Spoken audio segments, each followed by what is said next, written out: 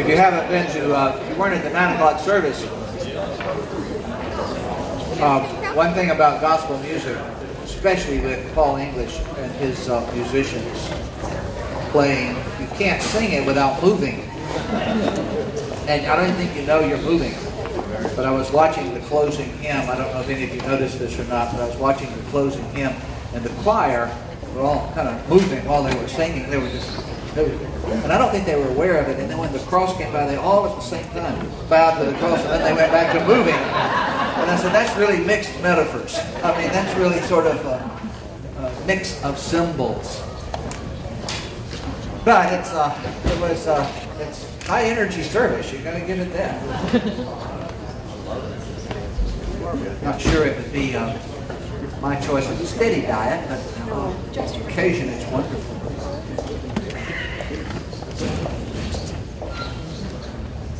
I want to do something a bit different this morning. I want to start today with a guided meditation. Let me warn you at the beginning that I am going to ask you to think about your own death. If that feels too heavy for you, just opt out and use the time to take a nap or daydream or do something else. If you have never done this kind of thing before, it's not dangerous. It's not particularly over the edge. It may seem a little awkward to you, but don't worry. I'm not going to ask you to say anything. I'm not going to ask you to raise your hand or vote. I'm not going to ask you to share. You can keep it all to yourself. If it still feels a little too touchy-feely for you, just go back to step 1 and take a nap or daydream or do something else. But you might want to give it a try, just to see if there is a learning here for you. So, here's what we do. First of all, close your eyes and get comfortable. It's best, you can do this any way you want to, but it is best to put both feet flat on the floor, put your back straight against the back of the chair. It's really more relaxed to do that, even though it doesn't always seem so at first. Do something with your hands so that you don't have to fret with them. Just fold them in your lap, with palms up, or something else. One thing I find beneficial is to put my hands, the back of my hands, on my knees, so that my palms are turned up. Posture just seems open and receptive. Now, just try to clear your minds. Empty yourself. Take a deep breath in. Hold it for a few seconds. Then exhale fully. When you feel that all the air is out, push a little more air out. Breathe regularly, but fully. Not so much deep breaths, but full breaths. Be aware of the rhythm, the in, out. Draw life in as you take a breath. Expel the concerns and the worries as you exhale. In, out, in, out. Breathe in, breathe out. Don't try not to think, but don't hold on to any thought. Just let whatever comes through come through and go away. Empty yourself.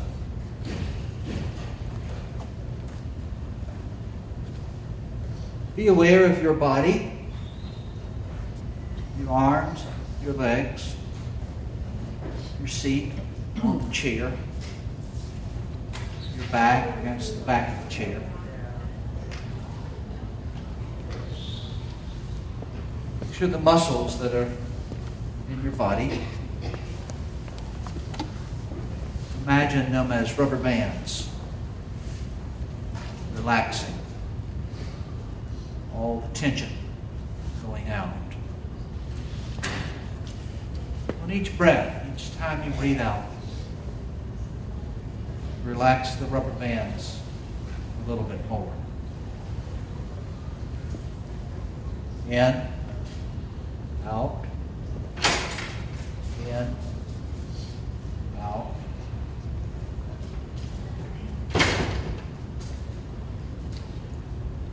Now, try to imagine yourself at your own funeral. Let yourself really be there. Picture the place in your mind's eye. What does it look like? What time of day is it?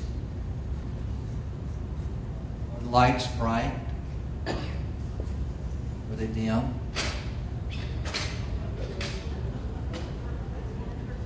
What does it smell like?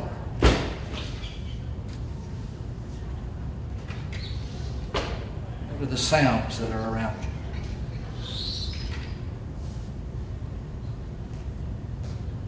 Just let yourself be there.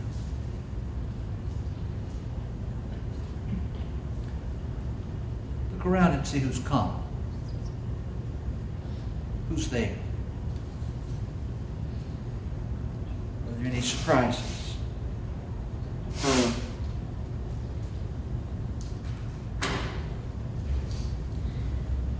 4 people are going to speak. They're going to share some reflections about you. Think about who each one will be. Specific. One will be a member of your family, your spouse maybe, a grown child, an aunt, uncle, cousin, maybe a brother or sister. Who is it?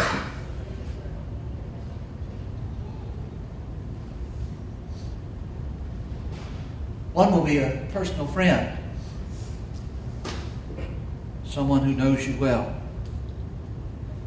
someone who cares about you, someone who loves you.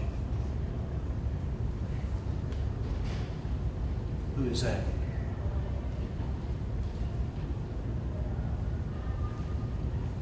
One is someone you've worked with in some capacity. Maybe someone with whom you have shared a professional relationship.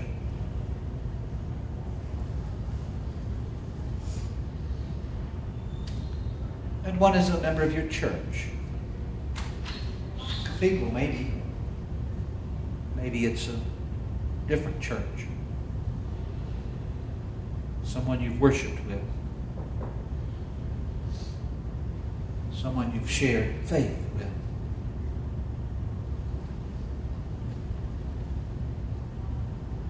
As you sit there, waiting for the service to begin, what do you hope each one will say?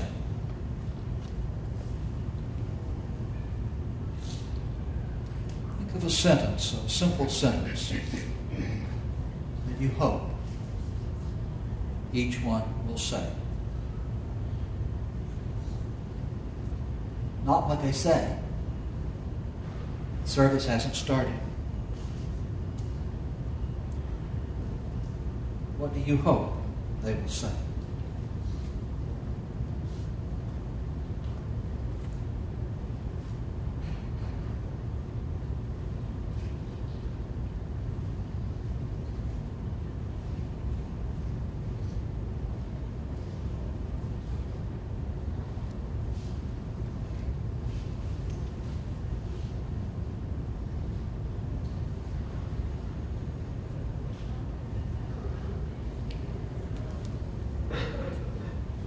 whenever you get ready, just leave it. Let it go. Come back. Don't rush. Just whenever.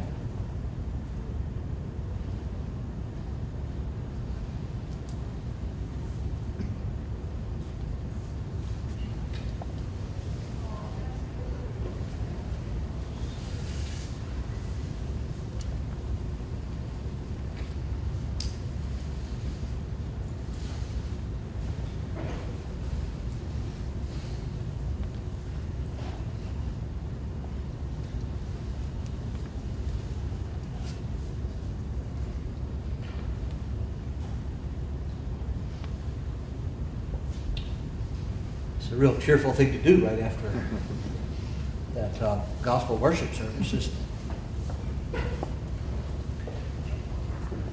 We live in a culture of death denial. Much of what comes at me on a daily basis from many different sources is designed, perhaps not intentionally, but at least at a subconscious level, to encourage the illusion that I don't have to die. That death is avoidable.